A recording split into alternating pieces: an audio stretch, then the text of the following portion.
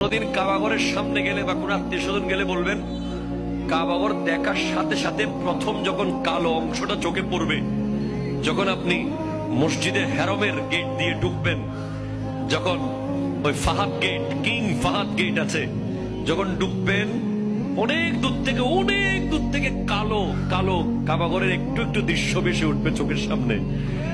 তখন দোয়াটা করবেন, কি দোয়া করবেন কয়টা? যখন কয়টা? একটা দোয়াই কবুল হবে দেখার সাথে সাথে।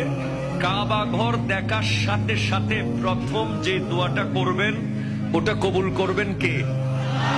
এখন শিখে নেন, অনেক মানুষ জানেন না হিকমত। আপনি একটা দোয়া করবেন, একটাই শেষ, একটা সুযোগ পাবেন আপনি, কিন্তু আপনি এমন এক দোয়া করবেন যেন যতদিন ওখানে থাকেন প্রত্যেক দোয়া কবুল হয়ে যায়। এই হিকমতি দোয়াটা শিখে নেন।